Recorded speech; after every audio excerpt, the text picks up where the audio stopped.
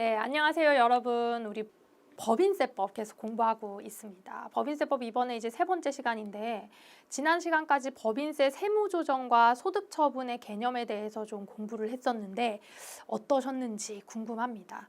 이번 시간부터는 57페이지에 있는 손익의 귀속시기 및 자산의 평가 이 부분을 조금 볼 거거든요. 자산의 취득가액 이 부분을 좀 볼 건데 마찬가지로 법인세법은 계속해서 기업회계 기준과 회계 기준과 세법의 어떤 차이점에 대해서 설명을 하고 있습니다. 세무조정이 바로 이제 그걸 기준으로 우리가 차이를 조정하는 역할을 한다라고 말씀을 드렸는데 우리 귀속 시기에 있어서도 회계하고 법인세법이 좀 다르게 인식하는 부분들이 있거든요. 오늘은 그거를 좀 살펴볼 거예요. 이 귀속 시기는 상당히 중요하죠. 우리 부가가치세법에서도 공급 시기가 중요했던 것처럼 법인세법에서도 귀속 시기에 따라서 X1년도의 소득으로 잡혀야 되는지 X2년도의 소득으로 잡혀야 되는지가 결정이 되는 거기 때문에 세금을 완전 다르게 계산하는 어떤 기준이 돼버린단 말이죠. 그렇기 때문에 우리가 회계상으로는 어떻게 계산을 하고 법인세법에서는 그걸 인정을 하고 있는지 이런 관점으로 한번 살펴보도록 하겠습니다. 57페이지 자 일반 원칙 한번 볼 건데요. 그 이제 쭉 내려오셔갖고 둘, 넷, 여섯, 한 8번째 줄에 따라서 있잖아요. 위에는 읽어보시면 되시고 따라서 보시면 손익의 인위적 분산을 방지하여 세부담의 조작을 막고 그러니까 손익을 이렇게 왔다 갔다 좀 재량껏 조정할 수 있으면은 세금이 달라지잖아요. 그러니까 세금을 내가 내기에 유리한 방법대로 손익을 조정할 수 있는 걸 방지하겠다는 거죠. 그리고 과세의 공평을 기하기 위해서 어느 사업연도에 손익을 귀속시킬 것인가를 결정하는 기준이 필요한데 자, 법인세법에서는 어떻게 한대요? 권리 의무 확정주의에 따라서 손익의 귀속을 판단을 합니다. 다시 권리와 의무가 명확하게 확정된 기간에 인식을 하겠다라는 얘기예요. 요거 이제 용어를 여러분들 기억을 좀 해주시고요. 그리고 또 세법의 규정이 없는 경우에는 회계상의 손익 귀속 시기를 따르도록 하고 있다라고 돼 있죠. 그러니까 기업 회계에서는 우리가 배운 대로 여러분 기본적으로 발생주의 원칙으로 손익을 인식하고 있습니다. 발생주의 원칙으로. 그리고 실현주의, 그죠? 수익과 비용의 실현주의 원칙에 따라서 가고 있는데 법인세법은 권리와 의무가 명확하게 확정되어서 과세소득으로 실현이 되었느냐 그거를 중점적으로 본다라는 얘기고 요거를 두 개를 비교해 가면서 제가 하나씩 설명을 좀 드릴 거예요. 자, 회계상으로는 기본적인 전제가 발생주의를 따르고 있다. 대원칙이. 그리고 세법상으로는 세무회계에서는 권리 의무 확정주의 주의를 따르고 있다. 이렇게 해서 두 가지를 하나하나 비교를 좀 한번 해볼 겁니다. 거래 유형별로. 첫 번째, 상품 등의 판매 손익 귀속 시기 이렇게 돼 있어요. 우리가 물건을 일반적으로 파는 것에 대해서 수익을 언제 잡을 거나 판매 등을 이야기하는데 뭐 상품을 팔거나 제품을 팔거나 일반적으로 파는 것에 대한 수익 시기는 언제 잡는 거예요? 그 인도일이지. 물건을 내가 실질적으로 판매한 인도일을 얘기하는 겁니다. 그렇죠? 그래서 우리가 외상으로 물건을 팔더라도 물건을 인도한 시점에 매출을 잡고 외상 매출금으로 채권을 잡는 거죠. 그런 게 전부 다 인도일에 따라서 수익을 인식하는 거다라고 보시면 되고 예를 들어서 상품이나 제품이 아니라 부동산 같은 애들이다 그러면 니은번에 한번 보세요. 대금 청산일. 대금을 청산하거나 잔금을 다 지급하거나 혹은 등기상의 소유권을 이전하거나 아니면 실질적으로 인도하거나 사용을 할 수 있는 사용 수익일 중에서 빠른 날입니다. 빠른 날. 부동산의 경우에는 대금을 청산하거나 소유권을 이전하거나 인도하거나 사용 수익을 할 수 있는 날 중에서 가장 빠른 날을 우리가 수익 시기로 보는 겁니다. 세법도 마찬가지예요. 세법도 인도일과 빠른 날이 다르지가 않아요. 그래서 여기에서는 이견이 없고요. 두 번째, 자 장기할부 판매 손익의 귀속 시기라고 되어 있죠. 우리가 부가가치세 할 때도 여러분 장기할부에 대해서는 공급 시기를 좀 특이하게 잘 기억을 해달라고 말씀을 드렸었어요. 일단 장기할부의 개념은 똑같아요. 장기할부는 1년 이상 분할해서 납부하는 거를 장기할부라고 하죠. 그래서 1년이 안 된다 그러면 단기할부니까 판매 등으로 가서 보셔야 돼요. 부가세하고 똑같은 개념이니까 주의하시고요. 장기할부는요. 회계에서 인도일이에요. 인도일. 그러니까 얘는 무슨 공급 시기 뭐 이렇게 따르고 뭐 이런 게 아니야. 그냥 기준 원칙은 대원칙은 인도일이에요. 그리고 세법도 물건을 인도한 때 요때 다 잡아야 되는 거예요. 그러니까 인도일이라는 거에 대해서 우리가 기준을 어떻게 잡을 거냐면 예를 들면 이런 거예요. 자, 돈을 X1년과 X2년에 걸쳐서 돈을 받기로 했다는 얘기죠. 장기 할부 판매라는 거는. 인도를 요 시점에 한 거예요. 인도를 이 시점에 한 거예요. 그럼 내가 100만 원짜리 물건을 팔았다 그러면 인도 시점으로 100만 원을 잡고 X2년에는 잡으면 안 되죠. 이게 바로 인도일 기준으로 수익을 인식하겠다라는 개념이에요. 지금 어려운 얘기 아니에요? 어려운 얘기 아닌데 인도일 기준으로 한다라는 게 회계상 인도일 기준으로 한다라는 게 회수 기일 기준으로 할 수도 있다는 얘기거든요. 자, 회수 기일 기준으로 예를 들어서 X1년에는 50만 원을 받기로 하고 X2년에 50만 원을 받기로 했다 그러면 수익을 이렇게 잡아도 된다는 얘기예요. 다시 얘기해서 회계상 장기 할부 판매로 회계 처리를 할 때는 인도 시점에 몽땅 다 잡아도 되고 돈을 받기로 한 회수 기일 기준으로 해도 괜찮아요. 괜찮아요. 둘 다 인정됩니다. 둘 다 인정되는데 자, 세법에서 특례로 하나 넘어오는데 인도일 기준이 기본적인 거고요. 세법에서 특례로 만약에 회수기일 기준으로 한다 그러면 회수기일도 인정하겠다라는 게 특례예요. 그러니까 회계상 한 것을 세법도 그대로 인정을 해주겠다는 얘기죠. 57페이지 한번 보세요. 아래쪽에. 세 번째 줄에. 자, 최종 할부금 지급일까지 기간이 1년 이상인 판매 형태를 이야기를 하고요. 이런 장기 할부 판매 손익의 귀속 시기는 인도일 동일합니다. 그런데 만약에 결산서에 회수하였거나 회수할 금액과 이에 대응하는 비용을 수익과 비용으로 계상했으면 다시 얘기해서 원칙 인도일인데 회계상으로 네가 회수 기일로 처리를 했으면 이것도 법인세법에서 어떻게 하겠다? 인정하겠다 이겁니다. 넘어와 보세요. 58페이지. 인정하겠다 이겁니다. 예외적으로 중소기업의 장기할부 판매인 경우에는 결산서에서 인도 기준으로 했다 하더라도 신고 조정을 통해서 회수 기준으로 송금에 산입할 수 입금과 송금에 산입할 수 있다 그랬죠. 자, 중소기업의 특례예요. 중소인 경우에 손익계산서에 인도 기준으로 했다고 하더라도 얘를 신고 조정 사항으로 회수 기준으로 할 수 있다는 얘기예요. 회수를 할 수 있다는 얘기입니다. 자, 이게 어떤 얘기인지 볼게요. 밑에 있는 박스 한번 보세요. 장기할부 판매 손익 귀속 시기 사례 보면 일단은 우리가 전체 900만 원짜리를 팔았습니다. 900만 원짜리를. 그런데 회수액은 300, 200, 400 이렇게 나눠서 받기로 했죠. 예를 들면 10기에 이익이 얼마냐, 10기에 매출이 얼마냐를 우리가 정한다라고 했을 때 10기에 이미 인도를 했으니까 900을 전체를 다 잡는 게 인도 기준이에요. 그쵸? 근데 회계상으로 돈을 받기로 한 회수 기일대로 10기에 300 잡고 11기에 200 잡고 12기에 400을 잡은 것도 오케이 인정합니다. 이렇게 회수 약정 금액대로 잡은 것도 법인세법상 인정을 한다는 얘기예요. 그런데 중소기업인 경우에 인도 기준으로 900을 싹 다 잡아버린 거예요. 인도 기준인 경우에 900을 싹 다 잡은 거야. 손익계산서 상에. 중소기업인 경우에 얘에 대한 예를 드는 겁니다. 손익계산서 상에 수익을 인도 기준으로 900을 싹 다 잡은 거예요. 하지만 세법상 10기에 잡아야 될 회수 금액이 얼마예요? 300만 원. 입금을 300만 원 잡는 것처럼 해서 얘를 신고 조정으로 입금 불산입 600만 원 이렇게 밀어줄 수 있다는 얘기예요.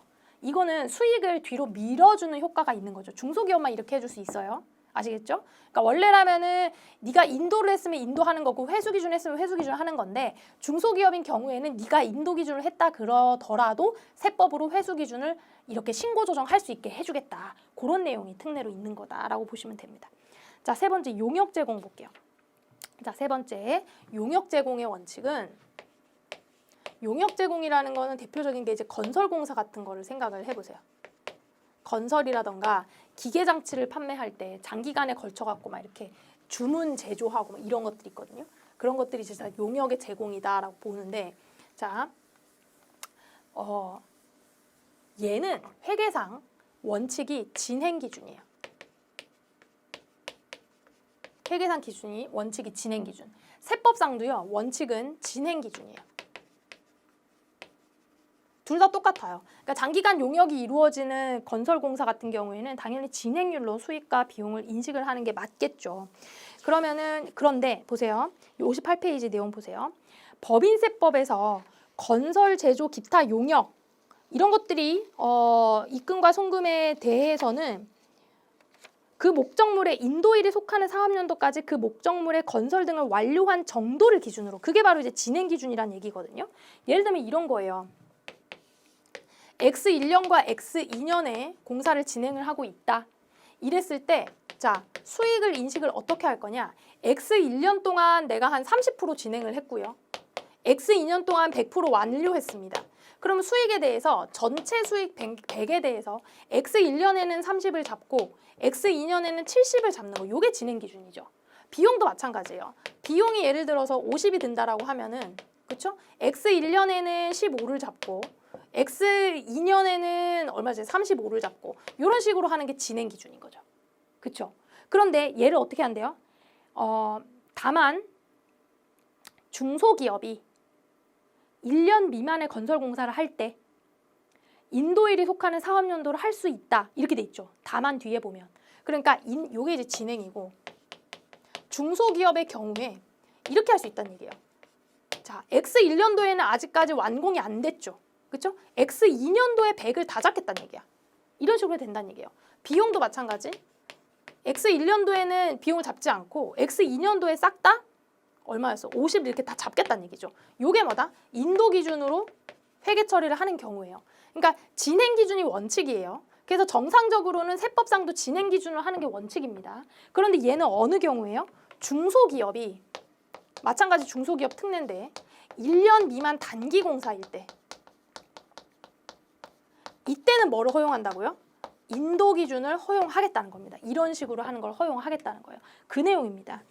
따라서 중소기업의 단기건설 계약의 경우에는 만약에 진행 기준으로 손익을 인식하였더라도 신고 조정을 통해서 입금과 송금에 산입할 수 있다라는 얘기죠. 그러니까 여러분, 이게 왜 중소기업한테 혜택인지를 생각을 하면 요때 나눠가지고 입금이 계속 과세가 되는데, 그럴 게 아니라 최대한 뒤로 밀어가지고 과세를 하겠다라는 것 자체가 혜택이 될 수 있어요. 중소기업한테는.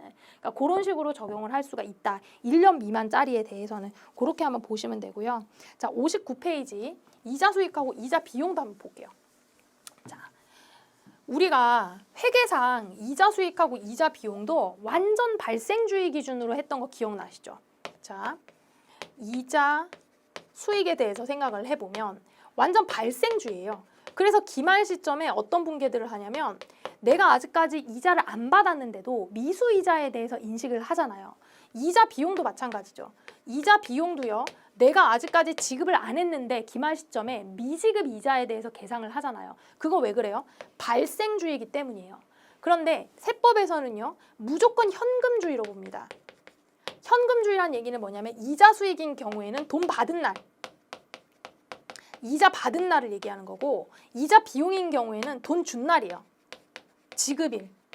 그러니까 실질적으로 돈을 받은 날 수익을 잡고 돈을 준 날 비용을 잡으라, 이거예요. 이게 이제 세법과 회계의 차이점인데, 다만 이자 비용인 경우에만 발생주의를 인정하고 있습니다.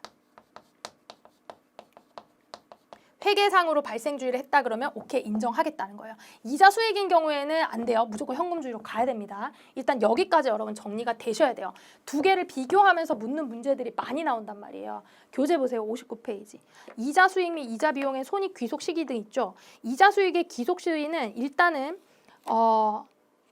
얘네는 원래 회계상은 발생주의인데 법인세법상은 동그라미 B를 보시는 게 좋겠죠. 금융회사 이외의 일반 법인은 실제 받은 날, 약정에서 받기로 한 날, 다시 얘기해서 현금주의다. 내려와 보세요. 이자 비용의 귀속 시기, 실제 지급한 날, 현금주의란 얘기고요. 다만 기간 경과분에 대해서 이자 비용을 계상한 경우라는 게 발생주의 얘기예요. 만약에 기간 경과분에 대해서 발생주의 회계 처리를 했다 그러면 인정하겠다, 그 얘기고. 자산 임대 손익의 귀속 시기 볼게요.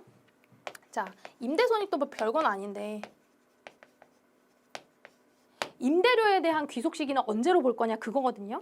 이거는 당연히 이제 뭐 회계상으로는 발생주의예요. 내가 임대한 기간에 대해서 발생주의로 보시면 되고요. 세법상은 권리의무 확정주의이기 때문에 돈을 받기로 한 날이 중요해요. 그래서 돈을 받기로 한 날, 지급받은 날, 약정일 이런 게 이제 중요하겠죠. 자, 아시겠죠? 그렇게 정리를 해보시면 됩니다. 자산 임대손익의 귀속 시기, 계약을 했다 그러면 지급 약정일이고 만약에 정해지지 않았다 그러면 실제 지급을 받은 날입니다. 그래서 미수임대료를 계산하는 경우에 얘를 어떻게 해야 된대요? 미수임대를 계산하는 경우에 지급기간이 1년을 초과하는 경우에는 이미 경과한 기간에 대해서 해당 사업연대 입금과 송금으로 한다 그렇게 돼 있죠. 그쵸? 그런 것도 가볍게 읽어보시면 되고 60페이지 넘어갈게요. 넘어가기 전에 예제 문제들을 제가 이렇게 똥똥똥 넘어왔는데 예제 문제들 한번 볼게요. 자, 제조업을 영위하는 법인이 회계 기준에 따라 다음과 같이 미수이자를 계상했어요. 세무조정을 수행하여라 이렇게 돼 있습니다. 여러분 제가 뭐라 그랬어요? 이렇게 지금 분개가 돼 있다는 얘기는 여러분 미수이자는 뭐예요? 자산이죠. 우리 회계 원리에서 배웠잖아요. 미수이자는 자산이고 이자 수익은 뭐예요? 손익계산서상의 수익이에요. 그럼 이 분개로 회계를 처리를 했다는 얘기는 회계상 수익을 얼마 인식했다는 얘기예요? 100만 원만큼 인식했다는 얘기죠. 근데 텍스에서는 이런 발생주의 이자 수익을 인정해요, 안 해요? 안 해요. 그래서 입금은 빵으로 인정을 해야 돼요. 빵으로 인식을 해야 돼. 그래서 이렇게 해서 세무조정이 일어난단 말이에요. 입금, 불산입, 이자 수익에 대해서 불산입을 하는 거죠. 얼마? 100만 원. 이렇게 가는데 자, 요 소득 처분은 어떻게 해야 돼? 지금 얘 누가 갖고 갔어요? 어떻게 된 거지 이거? 어떻게 된 거죠? 생각을 해봐야 돼요. 자, 제 장부를 한번 그려볼게요. 제가 지난 시간에 이런 것들을 반복적으로 생각을 해야 된다 그랬죠? 장부상으로 회계상은 장부상에 어떻게 돼 있냐면 미수이자 100만 원이 자산으로 등록이 돼 있어. 자산으로 등재가 미수이자 100만 원 이렇게 돼 있단 말이에요. 순자산이 얼마가 돼요? 100만 원이 되죠. 근데 텍스에서는 저거 인정해요, 안 해요? 텍스의 재무상태표를 그려보면요. 미수이자 같은 거는 계상을 하면 안 돼. 빵이어야 된단 말이에요. 그러면 자, 회계상의 순자산가액 100만 원과 텍스상의 순자산가액은 얼마예요? 0이죠. 차이가 어떻게 나요? 더 작죠. 맞아요? 더 작죠. 이렇게 회계상의 순자산가액보다 텍스상의 순자산가액을 더 작게 만들어주는 세무조정은 뭐를 한다? 마이너스 유보. 그래서 얘가 마이너스 유보로 세무조정이 일어나는 거예요.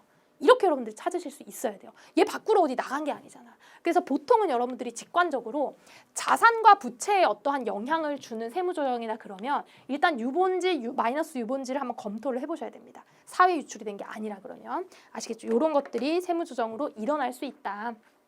다음에 60페이지 문제. 자, 법인세법에서 규정한 거래 유형별 손익의 귀속 시기에 관한 설명 중 옳지 않은 것은 이제 이런 것들이 이제 문제로 잘 나오죠. 이런 걸 위해서 여러분들이 유형별로 회계와 세법을 비교해서 기억을 할 수 있어야 됩니다. 옳지 않은 거 봅니다. 1번. 상품, 제품, 판매 귀속 시기는 상품, 제품의 인도일 맞죠? 장기 할부 판매 손익 귀속 시기는 해당 판매물의 인도일 맞죠? 자, 단기 용역 손익의 귀속 시기는 용역 목적물의 인도일, 장기 용역 손익의 귀속 시기는 작업 진행률에 따른 입금과 송금의 귀속 시기. 자, 요게 이제 진행 기준이라 그랬고, 진행 기준 인식이라 그랬죠. 얘는 이제 인도 기준이고, 장기 할부도 인도 기준이에요. 여러분 이걸 헷갈리시면 안 됩니다. 일단 내가 물건을 파는 거는요, 무조건 인도 기준이 대원칙이에요. 근데 장기 할부 판매의 경우에 회수 기일 기준으로 했다 그러면 그냥 그것도 인정해 주겠다는 거예요. 그리고 심지어 중소기업인 경우에는 회수 기일 기준으로 하지 않았다고 하더라도 신고 조정을 통해서 회수 기일 기준을 인정해 주겠다는 얘기야. 근데 용역 같은 경우는 여러분 지금 단기든 장기든 구분하지 않고 진행 기준이어야 돼요. 장단기 구분하지 않고 진행 기준이에요. 둘 다 진행 기준이어야 돼. 다만 중소기업인 경우에 1년짜리 단기 공사는 인도 기준으로 신고 조정으로 할 수 있다는 얘기지. 이해되시겠죠? 애시당초부터 단기하고 장기가 얘는 인도 기준이고 얘는 장기 진행 기준이고 그런 게 아니라고요. 둘 다 원칙적으로 진행 기준으로 봐야지 맞습니다. 자, 60페이지. 자산의 취득가액 볼 건데 자산의 취득가액은 뭐 어려운 얘기는 아니에요. 우리가 이제 돈을 주고 자산을 샀다 그러면 매입 원가하고 부대 비용들을 다 더해갖고 취득 원가를 삼죠. 그리고 내가 이제 건설을 했다. 물건을 이제 건설해갖고 취득했다 그러면 건설하는 원재료비, 노무비, 경비 이런 거 다 들어가는 겁니다. 이렇게 내가 사거나 건설하지 않고 일반적으로 취득하는 자산은 싹 다 시가로 보시면 되는 거예요. 취득 당시의 시가. 어려운 얘기 아니었어요. 그래서 예제 문제도 보시면은 내가 1억 원으로 토지를 샀어요. 근데 토지의 취득세가 얼마가 나왔대? 1,000만 원이 나갔대. 그러면 토지의 매입가액은 얼마예요? 취득가액은 얼마로 보면 돼요?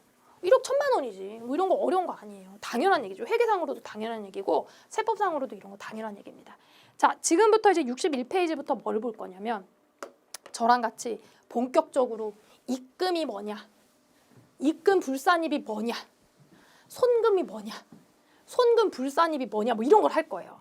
제가 그랬잖아요. 지난 시간에. 우리가 법인세법에서 배우는 거는 각 사업연도 소득금액을 구하기 위해서 세무조정의 각각의 항목들을 몽땅 다 배우는 게 우리가 법인세법에서 배우는 거라 그랬어요. 그래서 첫 번째 입금부터 조금 살펴볼 겁니다. 입금부터. 자, 61페이지 봅니다. 입금의 일단 정의는요. 법인의 순자산을 증가시키는 항목을 얘기해요. 우리가 법인세법은 무슨 주의라 그랬어요? 순자산 증가설에 입각해서 포괄주의로 과세하는 세목이라 그랬죠. 그러니까 우리는 포괄주의로 과세한다는 얘기가 우리 법인의 순자산을 증가시키는 모든 것은 싹 다 과세 대상이다라는 전제를 깔고 있어야 돼. 아시겠죠? 자, 그러면 우리 회사에서 증가시키는 자산이 자산을 증가시킨다라는 개념이 뭐 어떤 개념이냐면 이런 거예요. 자, 재무상태표를 이렇게 딱 봤을 때 얘가 자산이죠. 부채고 이게 이제 자본일 거란 말이야. 자본을 제가 순자산이랑 동일한 용어라고 말씀을 드렸죠. 자본이 순자산이다. 자, 이 자본 안에 보면은 뭐 각각이 있는데 이익잉여금이라는 게 있습니다. 이렇게 이익잉여금이라는 게 있어요. 자, 그럼 여러분들 생각을 해보면 우리가 순자산이 증가한다. 자, 순자산이 증가하는 걸 입금 항목이라고 봤는데 순자산이 증가하려면 어떻게 해야 되냐면 일단은 첫 번째로 매출이 발생하면 돼요. 다시 얘기해서 당기순이익이요. 발생해서 들어오면 돼. 손익계산서에서 단기에 벌어들이는 이익이 전부 다 이익잉여금으로 들어오잖아요. 그럼 순자산이 증가하는 거예요. 그러니까 당기순이익이 증가하면 된다는 얘기예요. 당기순이익이. 그러니까 매출이 일어나거나 수익이 일어나면 당연히 법인세가 가세되는 건 여러분 납득이 되죠. 맞아요? 근데 또 자본이 증가하는 방법이 또 있어. 두 번째는 뭐냐면 출자를 하거나 투자를 받으면 돼요. 얘는 뭐냐면 이제 자본금이 되는 거죠. 자본금 자체가 증가하는 걸 얘기해요. 내가 외부에서 출자를 받거나 혹은 투자를 받았어요. 그럼 우리 회사의 자본금이 늘어나니까 당연히 순자산이 증가하죠. 근데 여러분 생각을 해보면 우리가 이런 식으로 출자 받거나 투자 받은 거를 얘를 지금 법인세를 과세하면 될까요? 안 될까요? 얘는 과세하는데 얘는 과세하면 안 돼요. 회사에서 사업하려고 일단 돈을 끌어모은 건데 단순히 돈을 끌어모았다라는 이유로 거기다가 과세하면 회사 사업을 어떻게 해? 이런 거랑 똑같은 거야. 여러분들 막 어렵다고 국가에서 보조금 주잖아요. 실컷 보조금을 줘놓고 준 보조금에 세금을 떼. 그러니까 이런 거랑 동일한 거라니까 지금. 그러니까 이런 식으로 출자나 투자를 통해서 자본이 순자산이 증가한 것에 대해서는 법인세를 과세하지 않습니다. 아시겠죠? 그러니까 순자산을 증가하는 것에 대해서는 기본적으로 몽땅 다 입금 항목인데 출자나 투자에 대해서는 입금 불산익 항목이다. 그렇게 정리를 하시고요. 자, 61페이지 입금. 그래서 입금 불산익 항목으로 규정한 것 제외하고 이거 이제 뒤에서 배울 거고 순자산 증가로 인해서 발생한 모든 수익은 입금 항목이다. 첫 번째 사업 수익 금액은 매출액이에요. 이게 뭐 입금이 아닐 이유가 있나요? 당연하지. 자, 그러면 우리가 손익계산서에서 한번 보면 이걸 또 이제 손익계산서까지도 이렇게 조금 한번 볼 필요가 있는가 한번 그냥 가볍게 한번 생각을 해보세요. 자, 손익에서 어떻게 구성이 되어 있냐면 매출액 여러분 아는 거니까 여기서 뭐가 빠져요? 매출 원가, 그쵸? 그러면 이제 뭐 매출 총이익 나오겠죠? 그 다음에 뭐가 빠져요? 판관비 빠지죠? 그쵸? 그럼 영업이익이 나오겠죠? 그 다음 뭐가 나와요? 더하기 영업 외 수익 나오죠? 그리고 빼기 뭐가 나와요? 영업 외 비용 나오죠? 이렇게 해갖고 밑에 이제 또 뭐가 나와요? 법인세 등 나오죠. 법인세 등 나오면 법인세 등이라는 게 법인세 비용을 얘기하는 거예요. 그리고 나면 이제 최종적으로 당기순이익 이렇게 나온단 말이에요. 맞죠? 여러분 다 아는 얘기 제가 한 거죠. 자, 여기서 보면은 여러분 간단하게 생각해서 손익계산서 상에서 입금으로 보여질 만한 애는 뭐냐면 여기 매출액하고요. 맞나요? 영업의 수익이에요. 맞죠? 그러니까 매출액하고 영업의 수익에 해당하는 것들은 기본적으로 일단 다 입금으로 갑니다. 일단 입금으로 가요. 보면 사업 수익 금액 입금이잖아. 그리고 자산의 임대료라는 게 임대 수익 발생한 거 아니에요. 영업의 수익이든 매출액이든. 그렇죠? 얘 입금이잖아. 그리고 자산 수준 이익하고 채무 면제 이익이 여러분 뭔지 알죠? 우리 회사에서 공짜로 돈이 생겼어. 우리 회사의 채무를 공짜로 깎아줬어. 당연히 입금이지. 입금이잖아요. 그렇죠? 이런 것들이 전부 다 입금 파트로 가는 거고 여기에서 매출 원가, 판관비, 영업의 비용, 법인세 비용 이런 애들이 전부 다 뭘로 가겠다? 손금인지 여부를 판단하는 계정 과목이 될 거란 얘기입니다. 어려운 얘기 아니죠. 그 사업 수익 금액 당연히 들어가는 거고 자산의 양도 금액은 이런 식으로 한번 생각을 해볼게요. 자, 예를 들어가지고 내가 어떻게 할까? 내가 가지고 있던 기계를요. 가지고 있던 기계를 장부에 뭐 기계가 100원짜리가 있었다고 쳐봐요. 가지고 있던 기계를 얼마에 팔까? 120원에 양도했다. 이렇게 생각을 해보죠. 자, 그럼 회계 처리 어떻게 하냐면 차변에 현금이 120원이 들어올 거고요. 대변에 기계가 100만 원이 나가겠죠. 자, 요 20에 대해서 어떻게 보죠? 처분 이익 발생했네. 자, 회계상에 수익이 지금 20만 원 발생한 거예요. 회계상에. 이거 세법상 인정 안 될 이유 있어요? 없어. 이거는 지금 미실현 소득이 아니라 실제 양도가 일어났단 말이에요. 그러니까 세법상으로도 입금이 맞아요. 근데 세법상으로는 어떤 식으로 입금을 처리하기를 원하냐면 세법은 이렇게 분개하기를 원해요. 자, 텍스는 어떻게 하기를 원하냐면 차변에 현금 120이 들어왔잖아. 그럼 너 대변에 전체를 입금 120으로 잡아줄래? 자, 그리고 너 차변에 대변에 이제 기계가 없어질 거잖아. 100이. 그럼 얘를 전체를 손금 100으로 잡아줄래? 이런 식으로 분개하기를 원해요. 그럼 텍스 입장에서는 입금 120과 손금 100이 생겨요. 퉁치면 얼마예요? 입금 120이에요, 그냥. 입금 20이에요, 그냥. 그래서 이제 세무조정은 없거든요. 근데 바라보는 인식 자체가 얘는 이제 네팅시킨 순액법으로 바라보는 거예요. 회계 처리를. 자, 이것도 세법의 관점인데 일단 들어만 보세요. 텍스는 이런 식으로 쪼개가지고 총액법으로 보기를 원하는 거야. 이건 세법의 관점이에요. 전반적인 관점이에요. 그래서 일단 돈 받은 건 싹 다 입금으로 보고 일단 쪼개서 나간 건 일단 송금 처리를 하자. 이렇게 보기를 원하다 보니까 세법 규정에 자산의 양도 금액 전체를 입금으로 봐라라는 게 있는 거예요. 이렇게 양도 금액 전체를. 사실은 회계상은 이게 양도 금액이 20은 아니잖아. 회계상은 처분이익이 20인 거지 양도 금액은 사실 120이 맞잖아요. 그러니까 세법상 이 양도 금액에 대해서 입금으로 봐라라는 게 있는 거지 별 얘기는 아닙니다. 그럼 거꾸로 생각을 해볼게요. 손금 100에 대해서도 자산의 장부가액을 손금으로 봐라라고 전체 금액이 나와 있겠죠. 그게 67페이지인데 잠깐만 표시만 할게요. 자, 67페이지 오면 손금이 있는데 양도한 자산의 양도 장시의 장부가액이라고 돼 있죠. 다시 양도 자산의 장부가액은 송금입니다. 양도자산의 전체 장부가액은 송금으로 보고 양도가액은 입금으로 본다. 그래서 그냥 제가 법조문에 기재가 돼 있는 거예요. 우리가 인식하기로는 현상에 전혀 문제는 없습니다. 다만 세법은 총액법으로 바라보는구나 정도로 그냥 알아주시면 좋을 것 같고요. 62페이지 자기주식의 양도금액 볼 건데 얘도 마찬가지야. 여러분 요거 지금 제가 지난 시간에 밀어놨던 예제가 있어요. 56페이지에 보면 자 56페이지 예제 잠깐만 가보세요. 제가 밀어놨던 예제인데 얘도 지금 자기 주식을 판 거예요. 56페이지 예제입니다. 자, 자기 주식에 대한 회계상 분기와 세무조정 수행을 했잖아. 그러니까 장부가액이 100이래. 장부가액이 100이래. 처분가액이 150이래요.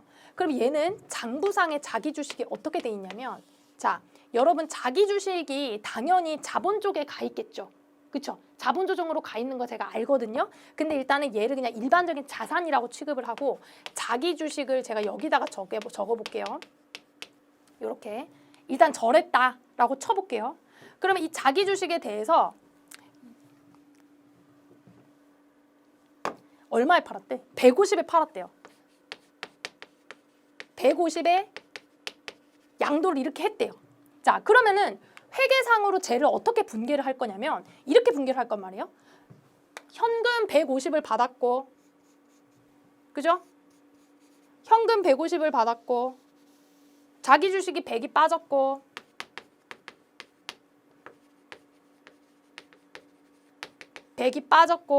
처분이익이, 자기 주식 처분이익이 얼마로 될까? 50으로 이렇게 되는 거지. 얘는 이제 자기 주식 처분이익이에요. 맞죠? 그쵸? 근데 텍스는 얘를 어떻게 보란 얘기야 지금? 텍스는 전체로 보라고. 전체로. 그래서 텍스는 입금을 얼마로 볼 거냐면 150으로 보고요. 입금도 150으로 볼 거예요. 대신에 자기 주식을 전체를 빼주면서 100을 빠지면서 여기서 손금을 100으로 보는 거지. 이해되세요? 하지만 자기 주식 처분이익 여기서 50 잡혔고 네팅하면은 입금이 50 잡히기 때문에 세무 조정은 없다라고 볼 수 있는데 얘는 다른 사항이 하나 있습니다. 자, 다른 사항이 있어요. 아까 유형자산 처분이익은 여러분, 유형자산 처분이익은 손익계산서에서 여기 들어가죠. 영업의 수익에. 맞아요? 그래서 수익으로 20이 잡혔던 게 맞아. 근데 자기 주식 처분이익은 어디로 들어가요? 자본잉여금으로 들어가는 거 혹시 아세요? 아시죠? 자기 주식 처분이익은요. 얘는 지금 자본잉여금으로 들어가기 때문에 엄밀하게 얘기해서 회계상의 수익을 내가 계상했어요? 안 했어요? 안 했어요. 다시 요 분계한 걸 보면 현금하고 자기 주식 처분이익 요 세 가지의 계정 과목 중에서 수익이나 비용이 있어요? 없어요? 없어. 얘는 자본잉여금으로 들어가는 애라니까. 손익계산서 계정 과목이 아니야. 그러니까 수익은 빵이야. 내가 인식을 한 적이 없어요. 근데 텍스에서는 어떻게 해야 돼요? 입금으로 잡아야 돼. 왜냐하면 자기 주식의 양도가액은 입금이거든. 그리고 자기 주식의 장부가액은 송금이거든. 그 네팅해서 입금으로 50을 잡아야 된단 말이야. 그러면 여기는 뭐가 발생하냐면 되게 희한한 일이 발생하죠? 어떤 일이 발생해요? 입금, 산입 50만 원의 세무조정이 일어나요. 지금 아까 벌어진 상황과 지금 벌어진 상황을 여러분 이해를 하셔야 돼요. 중요한 건 회계 처리가 어떻게 됐느냐가 중요해요. 회계 처리가 얘는 수익으로 되지 않았잖아요. 그러니까 세법상 수익으로 잡으라 그러면 잡아줘야 되는 거야. 이해되세요? 그럼 얘는 어떻게 될 거냐? 자, 요게 참 희한한 일이 벌어지는데 여러분 보세요. 자기 주식이 원래는 어디 있는 애냐면 자기 주식이 원래 어디 있는 애냐면 여기 자본에 보면 있죠. 그쵸? 그리고 자기 주식 처분이익이 잉여금이 어디로 들어가 있어요? 처분이익이 여기에서 50 이렇게 발생할 거 아니에요. 처분하고 나면 요거 딱 분개하고 나면 제가 없어질 거니까. 맞죠? 50만 원이 자기 주식 처분이익 자본잉여금으로 여기에 들어가 있단 말이에요. 근데 세법상으로는 회계상으로는 자기 주식 처분이익이 여기에 자본잉여금으로 들어가 있는데 세법상으로 장부는 어떻게 하기를 원하냐면 얘는 회계고 세법상으로는 어떻게 들어오기를 원하냐면 자기 주식 처분이익이 자본잉여금으로 바로 빵 들어가는 게 아니라 손익계산서에서 여기에서 자기 주식 처분이익 입금 잡아서 손익계산서에 입금을 잡아서 입금 50을 잡아서 얘가 자본으로 순자산으로 입금 50으로 들어가기를 원하는 거예요. 지금 형태가. 자, 회계상으로는 자본잉여금으로 바로 들어가기를 원하고 텍스상으로는 입금을 잡아서 입금을 통해서 순자산으로 들어가기를 원하는 거야. 마치 손익계산서 당기순이익 들어가듯이. 이렇게 들어가기를 원하면 둘 다 결론은 어때요? 순자산의 결론. 순자산의 결론은 동일해 지금. 맞죠? 얘도 50, 얘도 50. 이럴 때 뭘 쓴다고요? 이럴 때 이 기타 잉여금을 쓰는 거야. 이럴 때. 이럴 때 기타를 쓴다 그랬죠. 제가 지난 시간에. 지금 제가 여기서 말씀을 드리려고 지난 시간에 그냥 넘어왔단 말이에요. 이럴 때 기타를 쓰는 거다. 우리가 회계관리에서는 기타 세무조정을 하라 이런 얘기가 있을 일은 없습니다. 그럴 일은 없지만 여러분들이 이해는 하셔야 돼요. 그리고 이 자본잉여금, 특히 자기 주식에 대해서 세무조정을 했을 때 왜 기타가 되느냐에 대해서는 그냥 한번 들어만 보세요. 56페이지 아래쪽에 별표 한번 읽어볼 건데 자, 풀이의 1번 별표. 회계상 자기 주식 처분이익은 자본잉여금 항목이에요. 그래서 회계상 수익을 잡은 적이 한 번도 없습니다. 하지만 우리는 이거 입금으로 잡아야 돼. 2번 보세요. 세무조정 별표 한 편부터. 자본잉여금이나 입금은 모두 자본 항목의 증가에 해당하기 때문에 회계와 법인세법상 자산부채 차이는 발생하지 않습니다. 그래서 소득처분이 기타입니다. 이런 식으로 순자산이 회계와 세법에서 변동이 없을 때, 동일할 때 기타를 쓴다. 무슨 차이가 있다 그러면 유보나 마이너스 유보를 썼을 거예요. 근데 지금 그렇지가 않죠? 됐습니다. 넘어올게요. 63페이지, 62페이지로 다시 넘어와서 거기 자기 주식의 양도가액이 왜 입금인지에 대해서 제가 설명을 했습니다. 자산을 양도한 거나 자기 주식을 양도한 거나 다 입금으로 보는 거예요. 아시겠죠? 다음에 자산의 임대료. 이거 뭐 설명드릴 거 없어요. 이거 뭐 입금이 아닌 이유가 없죠? 자산의 임대료. 다음에 자산수중이익과 채무면제이익. 이것도 뭐 설명드릴 거 있나요? 얘네 둘이 뭔지 여러분 아시잖아요. 회사에 공짜로 생긴 돈이면 당연히 입금이죠. 보세요. 법인이 주주로부터 1억 원의 현금을 받았습니다. 현금을 공짜로 받은 게 뭐예요? 자산수중이익이죠. 이럴 때 현금하고 자산수중이익을 적었대. 자산수중이익은요. 여러분 영업 외 수익 계정인 거 아세요? 수익 계정인 거 아세요?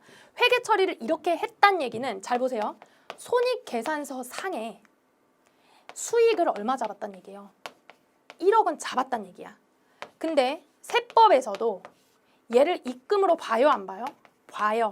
세무조정이 있어요, 없어요? 자, 요것도 헷갈리시면 안 됩니다. 동일하잖아요, 의견이. 세무조정 없어요. 여러분 지금 입금 항목으로 매출액도 입금이고, 아까 뭐라 그랬죠, 여기서? 사업 수익 금액도 입금액이고, 그리고 자산의 임대료도 입금이고, 무슨 뭐 이렇게 자산 수준 이익도 입금이고, 이렇게 기장이 이렇게 나열이 돼 있다 그래서 여러분들이 자산 수준 이익이 나오면 입금 산입 자산 수준 이익 해야 되는구나 라고 생각하면 안 돼요. 내가 매출액이 입금이라 그래서 매출액이 나오면 입금 산입 매출액 해야 되는구나 그 얘기가 아니야. 회계상으로 수익을 제대로 잡았으면 세법상으로도 입금을 제대로 반영한 거니까 세무조정이 없는 게 맞아요. 그래서 원래 매출액도 제대로 잘 잡았으면 세무조정 없는 게 맞고, 임대료도 수익으로 잘 잡았으면 세무조정 없는 게 맞아. 자산 수준 이익을 수익으로 잘 잡아야 되는데 얘를 엉뚱하게 잡아놓으면 세무조정이 발생해요. 그러니까 여러분 세무조정이 어려운 이유는 회계가 어떻게 돼 있는지를 여러분들이 잘 분석을 할 줄 알아야지 세무조정이 나오기 때문이야. 이거 정말 한도 없이 잔소리처럼 말씀을 드리네. 이거 정말 아시겠죠? 아시겠죠? 그렇게 보셔야 돼요. 얘는 세무조정이 없습니다. 그래서 없는 거야. 그렇다 그래서 자산수중 이익이 입금이 아닌 게 아니라고. 얘는 입금이야. 근데 수익자를 잡았잖아. 그러니까 세무조정이 없어. 이렇게 보셔야 돼. 자, 6번 송금에 산입한 금액 중 환입된 금액. 요것도 볼 건데, 자, 아이고 입금불산 항목으로 넘어가 버렸네. 자, 여기서 다시 보세요. 송금에 산입한 금액 중 환입된 금액 보시면 얘도 이렇게 보셔야 됩니다. 여기에 제가 대표적인 거 하나를 또 설명을 드릴게요. 여기 이제 법인세 비용이라고 있죠. 예, 법인세 비용.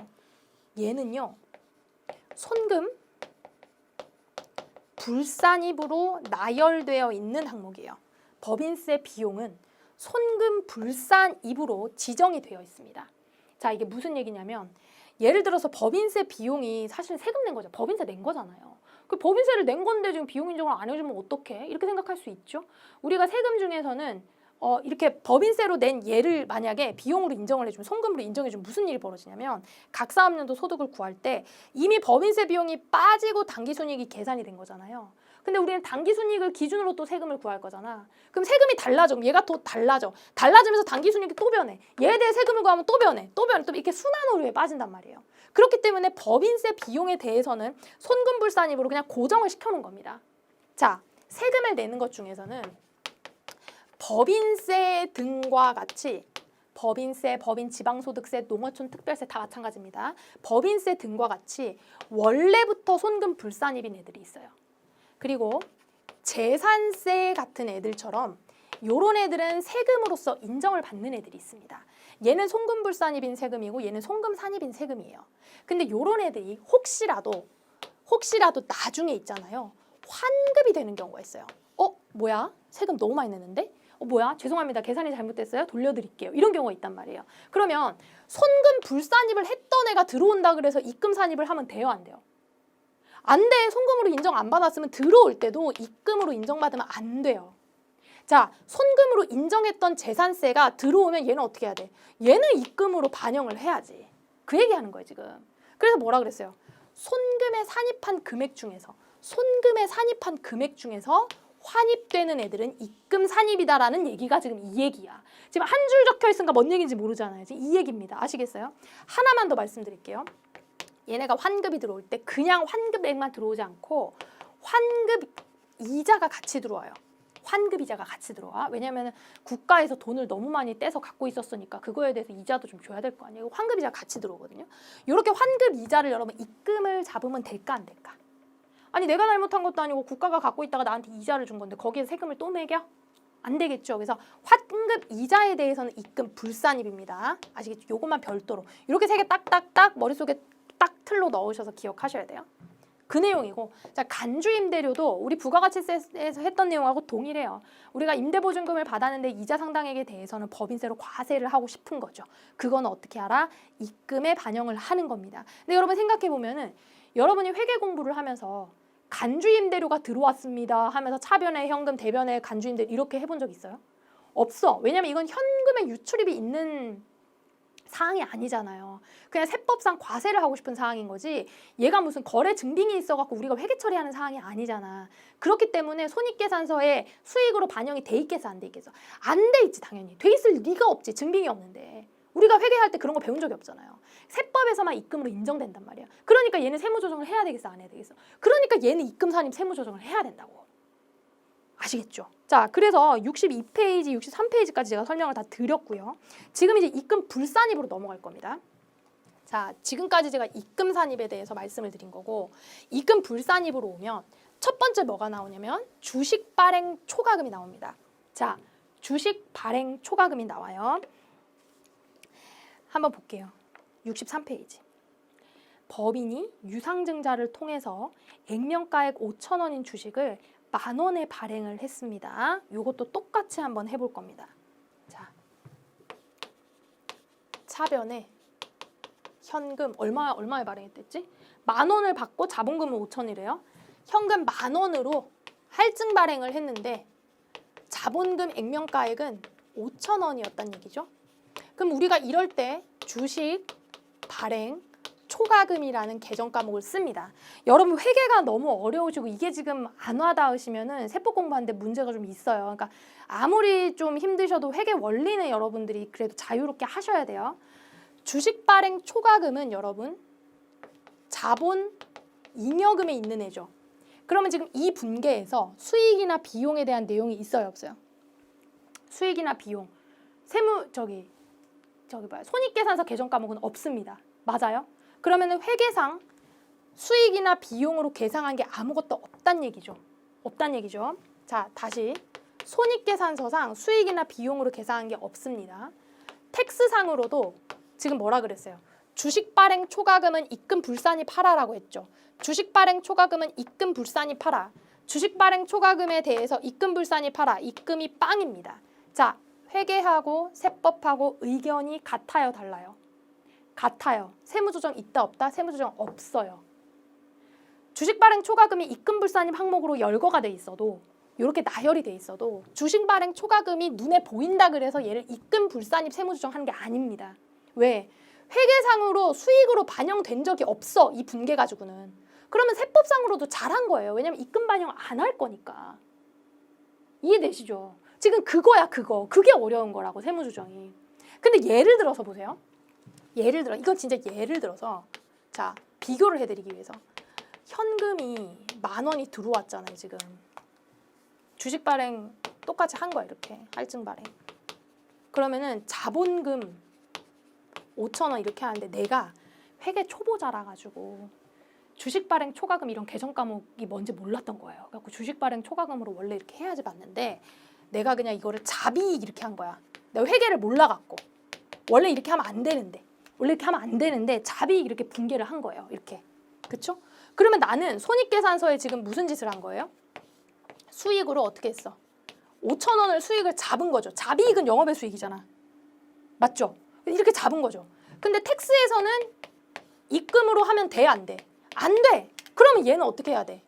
입금, 불산입 5,000원 얘는 이렇게 해야 된다고 지금.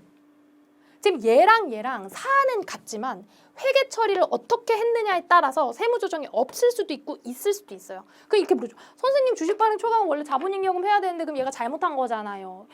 세법은요. 회계상으로 회계 기준을 제대로 지켜서 회계 처리를 했는지 안 했는지는 따지지 않아요. 그냥 결론적으로 네가 회계 처리 이렇게 했어? 난 이렇게 받아들일래. 너 결론적으로 회계 처리 이렇게 했어? 너 잘못한 거야 하고 내가 세무조정할래. 이렇게 가는 겁니다. 약간 좀 와닿으셔야 되는데. 아시겠죠? 그래서 회계 처리가 잘 됐는지는 회계에서 따지는 거고요. 세법으로 오셔서는 회계 처리가 이렇게 됐을 때는 세무조정 이렇게 하는 거고 이렇게 됐을 때는 이렇게 하는 거다라는 걸 여러분들이 안경을 끼고 바라보셔야 돼요. 아시겠죠? 아셨으면 좋겠는데. 그쵸? 그렇다. 그래갖고 입금불산이 주식 발행 초과금에 대해서는 그렇게 보는 거다. 볼게요.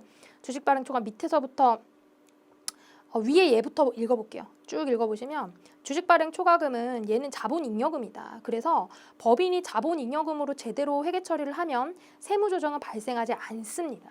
아시겠죠? 근데 만약에 잘못했다 그러면 발생해야 된다. 그래서 입금불산 항목에 있는 겁니다. 특별히 주식 발행 초과금에 대해서 입금불산입으로 보는 이유는 이것 때문이에요. 지금 자본금을 증가시키는 출자가 일어난 거잖아요. 그러니까 출자가 일어난 것에 대해서 법인세를 과세하면 안 되지. 자본금을 늘려놨는데. 그래서 주발초에 대해서는 입금불산입으로 항목을 빼놓은 거고 넘어갈게요. 64페이지에. 감자차익에 대해서도 입금불산입 항목으로 보고 있어요. 마찬가지입니다. 감자차익 항목도 내가 지금 감자라는 게 뭐예요? 자본금을 없애는 거죠. 자본금을 줄이면서 이득을 본 게 자본잉여금에 들어가 있을 텐데 그런 식으로 이득을 본 거에 대해서 법인세를 과세하면 안 되죠. 그래서 자본 쪽에 일어난 애들은 기본적으로 입금불산입 항목이다. 그렇게만 한번 보시면 될 것 같아요. 그래서 예제 밑에 것도 한번 보시면 여러분 보세요. 밑에 있는 감자차익 예제인데 얘가 액면가액 5,000원인 주식에 대해서 주주에게 3,000원만 지급을 하였대요. 이 경우에 회계 처리를 한번 해봅시다. 어려운 거 아니에요. 자본금이 얼마로 까일 거예요? 자본금이 5,000원이 까일 거죠. 그리고 얘를 현금을 얼마만 줬냐면 3,000원만 줬대요. 이게 뭐예요? 바로 감자 차익이죠. 자본금을 감자하면서 차익을 본 겁니다. 그런데 우리가 알다시피 감자 차익은 어디에 들어가는 거예요? 자본, 잉여금에 들어가 있는 거예요. 그럼 회계 처리가 이렇게 됐을 때 회계상으로 수익이라던가 비용이 계산이 됐어요? 안 됐어. 왜? 얘를 자본잉여금에 제대로 보냈으니까. 자, 텍스상으로도 감자 차익에 대해서 입금으로 봅니까? 안 봐요. 그러니까 수익과 입금이 동일하잖아. 세무조정 있다 없다? 없다고. 없다고. 자, 자산수중이익과 채무면제이익 아까 뭘로 본다 그랬어요? 입금으로 본다 그랬죠? 입금으로 보는데 그 중에서 2월 결손금 보전에 충당하는 애들이 있습니다. 요거 특별하니까 기억을 잘 하셔야 돼요. 2월 결손금 보전에 충당하는 경우 우리 회사에서 적자가 많이 나가지고 옛날부터 넘어온 결손금이 있었습니다. 옛날부터 넘어온 이 결손금을 내가 공짜로 얻은 자산수중이익이라던가 아니면 채무면제이익이라던가 이거하고 퉁쳐서 상계를 시키는 거야. 이런 짓을 왜 하냐면 여러분 결손금이 넘어왔다는 얘기는 우리가 재무상태표 상에 그 자본금이 마이너스가 될 가능성도 있거든요. 그러면 우리가 그 재무 비율이 별로 예쁘지가 않아, 좋지가 않아요. 그래서 그런 것들을 좀 보전하기 위해서 2월 결손금하고 상계하는 경우가 있는데 이렇게 상계 처리한 거는 어차피 사라진 거잖아. 얘에 대해서 입금으로 보면 되겠어요, 안 되겠어요? 안 되겠죠. 그래서 자산수중 이익과 채무면제익 이익은 원래 입금인데 얘를 2월 결손금에 보전을 하면 어떻게 하겠다고? 입금불산입으로 보겠다고. 아시겠죠? 그렇게 정리를 합니다.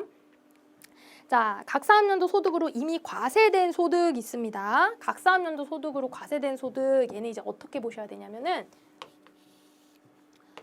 X1년, X2년. 여러분 하나를 스토리로 기억을 하셔야 됩니다.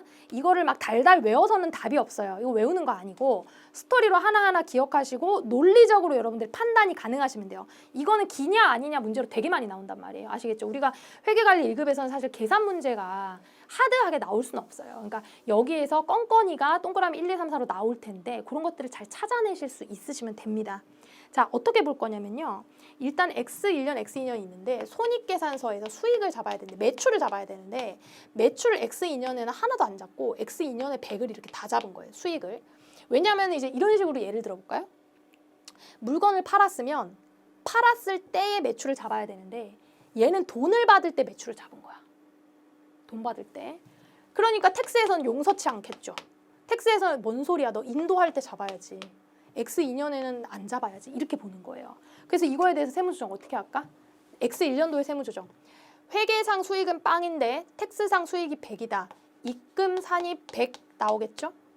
자, X2년에 와가지고 회계상 수익은 100인데 텍스상 수익은 빵이다. 이러면 어떻게 될까요? 입금 불산이 100 나오겠죠. 자, 요게 바로 유보가 될 거고요. 요게 마이너스 유보가 되면서 추인이 일어나는 건데 여기서 얘기하는 요 입금 불산입 있죠? 얘를 2월 입금이라고 하는 거예요. 얘를 2월 입금이라 그래요. 앞에 거 말고 뒤에 거. 왜냐면 이미 과세된 소득이란 얘기지. 왜?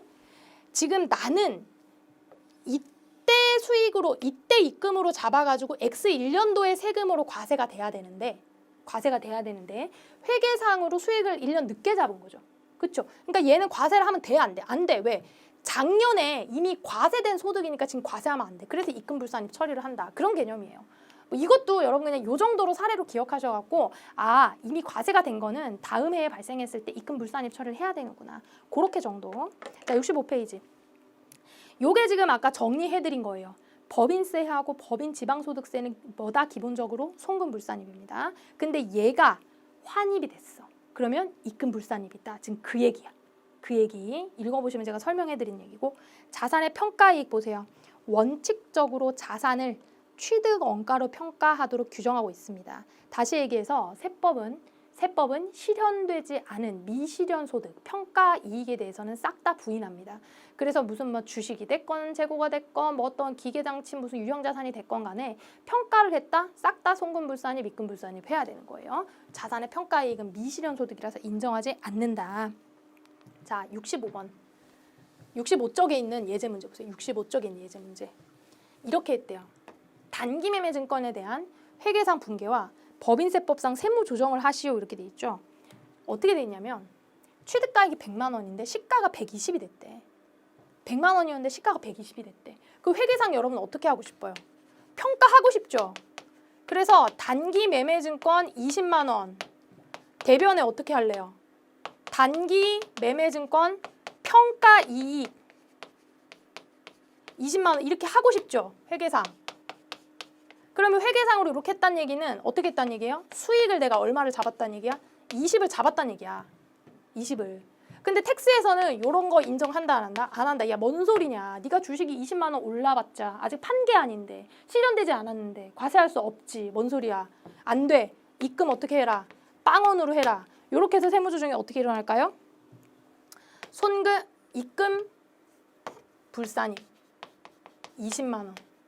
얘는 마이너스 유보 이렇게 되는 거지. 선생님 마이너스 유보인지 어떻게 그렇게 금방 아셨어요? 여러분 반복적으로 판단을 해보시면 돼요. 생각해보세요. 장부상에 내가 지금 원래 단기 매매 증권이 1,000원이 있었는데 더하기 20이 돼가지고 순자산이 얼마가 됐어요? 1,200원이 됐잖아요. 120이 됐잖아. 순자산이. 근데 세법상에는 순자산이 얼마가 돼야 돼요? 세법상 순자산은 단기 매매 증권 100만 원 그대로 냅둬야 돼. 순자산 그대로 냅둬야 된다고. 그럼 순자산이 회계상 순자산보다 세법상 순자산이 더 작죠? 이런 거 마이너스 유보라고요. 자산부채 차이. 자, 그렇게 찾으시고 반복적으로 생각을 해보시고 여러분들이 감이 점점 오실 겁니다. 됐어요. 넘어가 볼게요. 자, 66페이지 제가 설명드린 거예요. 국세, 지방세, 과호납금, 환급금에 대한 이자는 어떻게 한다 그랬어요? 아까 법인세든 재산세든 환급받으면 돌려주는 이자가 있다 그랬죠. 그게 지금 환급금에 대한 이자인데 걔는 입금불산입 하겠다 그랬지. 아니, 그 추가로 주는 거 그 돈까지 세금을 매기면 어쩌자는 거야. 그렇죠? 그래서 요거는 입금불산입을 한다. 읽어보시면 되고요. 예제 문제 어떻게 나오는지 한번 볼게요. 자, 환급금에 대한 이자, 입금불산입까지 했습니다. 여러분 하나하나 다시 따지시면 제가 설명드린 내용들이 기억이 나실 거예요. 다음 중 입금에 해당하는 항목은 이렇게 나와. 자, 법인세가 환급됐습니다. 법인세 자체가 손금불산입인데 환급금을 입금하면 돼, 안 돼? 안 되지. 입금불산입 해야지. 감자차익은 입금과 관련된 출자와 관련된 거잖아요. 얘는 입금 불산입. 입금 보면 안 돼요. 채무 면제이익 당연히 입금이죠. 근데 입금인데 2월 결손금에 보전된 금액은 입금 불산입이라 그랬어요. 그래서 3번 입금이고 2월 입금은 뭐라 그랬어요? 이미 과세된 소득인데 2월 된 입금을 또 과세하면 어떡해? 송금 입금 불산입 해야지. 아시겠죠? 약간 정신이 없다 싶으시지만 여러분들 복습하고 나시면 간단하게 풀리십니다. 다음 항목들을 입금과 입금 불산입으로 구분하라. 자, 사업수익금액이라는 게 매출액이라 그랬습니다. 입금이지. 국세, 지방세, 과호납금, 환급금에 대한 이자, 입금 불산입이라 그랬죠. 주식 발행 초과금, 입금 불산입이죠. 그쵸? 출자와 관련된 거. 법인세 환급액, 법인세가 송금 불산입이니까 환급액도 송금 입금 불산입이다. 자산의 양도 차익에 대해서는 어떻게 한다고요? 요렇게가 입금 항목이죠. 사실은 자산의 양도 가액이라고 보는 게 더 맞는데 그렇죠? 자, 다음 자료를 기초로 법인세법상 입금 금액을 계산하시오. 자, 법인세 환급액은 입금 아닙니다. 유형자산 양도금액 입금 맞아요. 감자차익 입금 아니죠. 임대료 수익 입금 맞죠. 환급금에 대한 이자 어떻게 해요? 입금 아니죠. 그래서 얼마예요? 1억 3천이네요. 여러분 요 정도로 나옵니다. 요 정도는 충분히 푸실 수가 있어요. 아시겠죠? 그러니까 한 번에 막 달달달 외우려고 하지 말고 여러 번 보면서 자연스럽게 익히세요. 머리에 박힐 거고 직관적으로 판단이 드실 겁니다. 오늘도 너무 고생 많으셨고요. 다음 시간 이제 손금 나갑니다. 수고 많으셨습니다. 감사합니다.